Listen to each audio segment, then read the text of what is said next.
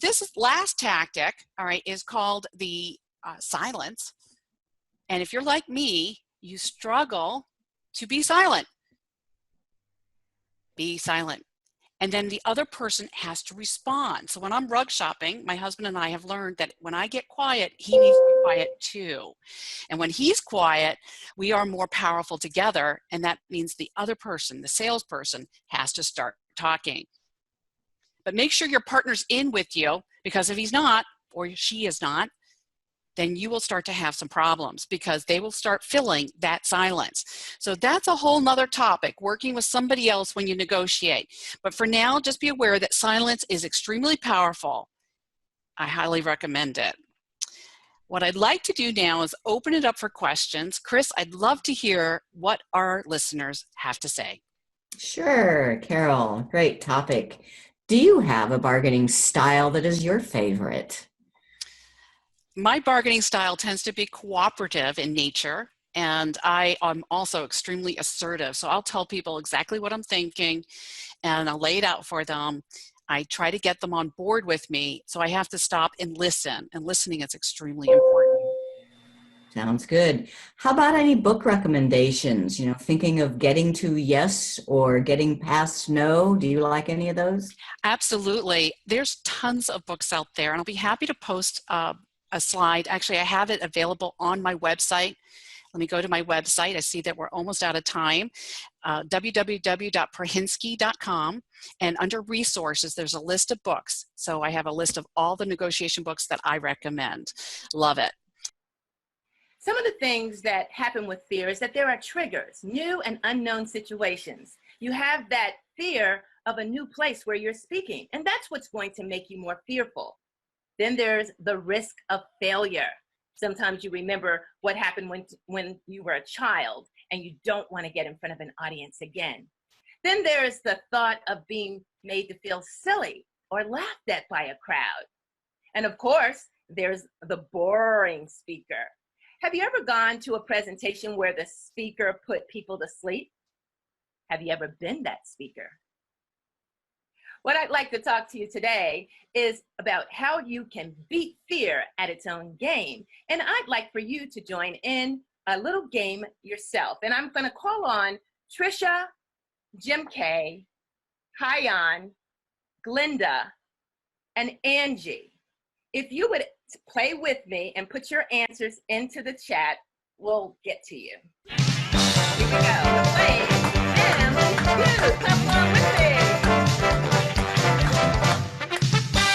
We're playing Family Feud online presenter style. And here we go. As you know, the game is played by asking a question about 100 people. And here's the question. Name symptoms you experience during fear of speaking. Name symptoms in the chat that you experience during fear of speaking. And Elaine, if you would call out one of those answers. Trisha says shaking. Shaking. Let's give Trisha a hand. Just as you can see, I have a big pimple on the tip of my nose, and that right now affected my quality of life, and is still affecting at the back of my mind. So can you relate to what I shared? If something as tiny as a pimple is affecting me so badly, is this what's happening right now in the world affecting any of us? If yes, I want you to type yes in the chat right now.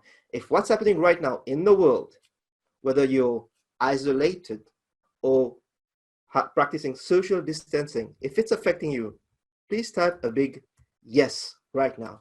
Awesome. Well, not awesome. Thank you for your yeses. Thing is, this is also happening with a few, if not most of us. If you're working from home right now, type a yes. Great.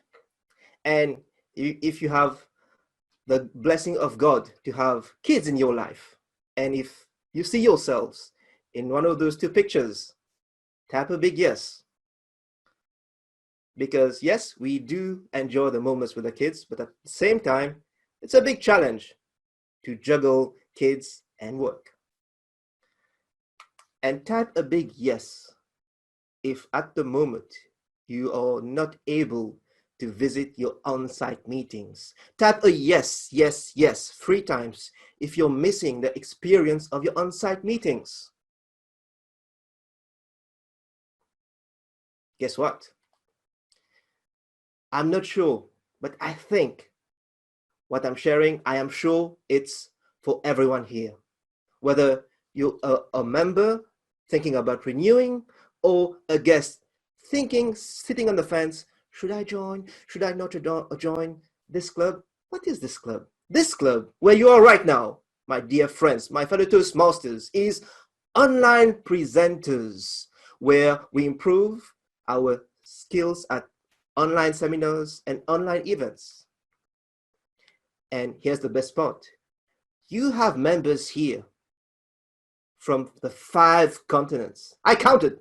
They come from the 5 continents where people are living at this time in the world, in their house, in their bubble. So type a yes if you want to have networking with people from all over the world. And type a big yes if you want to practice online collaboration across projects in Toastmasters and even possibly out of Toastmasters.